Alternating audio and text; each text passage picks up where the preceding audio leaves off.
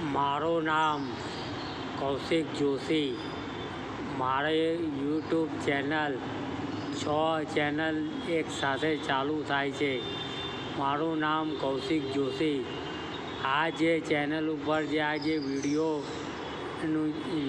જે ચાલી રહ્યો છે એનું મૂળ કામ એક જ છે કે ધાર્મિક યાત્રા કેવી રીતે કરવી, ધાર્મિક યાત્રામાં કેવી રીતે એલર્ટ થઈને રહેવું. ધાર્મિક યાત્રા કરવા જાઓ ત્યારે સામાન ઉઠાંતરી યા મોબાઈલ ઉઠાંતરી ના થાય કે તે સામાન કોઈ દિવસ આપણો ગાયબ ના થાય. એનાથી જીવનમાં કેવી રીતે એલર્ટ રહેવું જોઈએ.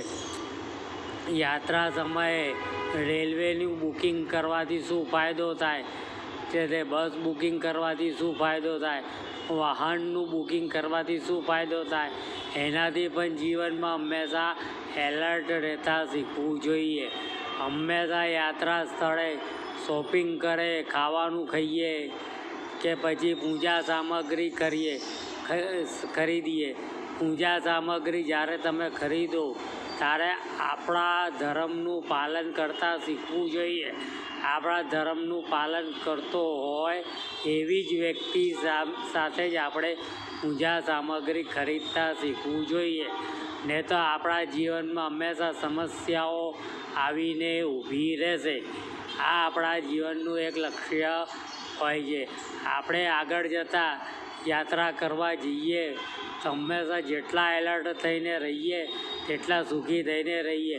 યાત્રા હંમેશા પારિવારિક કુટુંબીજનોને સાથે રહીને કરવી જોઈએ. કે જીવનની અંદર સિંગલ યાત્રા કરવાથી કોઈ લાભ થતો નથી. ભગવાનના મંદિરમાં દર્શન કરવા જાઓ તો ધક્કામુક્કીઓ કરવાની ના હોય. લાઈન હોય તો લાઈનમાં ઊભા રહેવું પડે. આપણે જીવનમાં ધીરજ રાખતા શીખવું જોઈએ. આપણે કોઈ જગ્યાએ છે તે પ્રસાદ સામગ્રી ખરીદીએ તો કોઈ જગ્યાએ આપણે ખાવાનું ખરીદીએ તો હંમેશા એલર્ટ રહેતા શીખવું જોઈએ. જીવનમાં અજાણ્યો વ્યક્તિ હોય, અજાણ્યો દેશ હોય, અજાણ્યા શહેરમાં તમે જાઓ એટલે એ લોકોને તરત ખબર પડી જાય કે તમે બીજા દેશમાંથી આવેલા છે.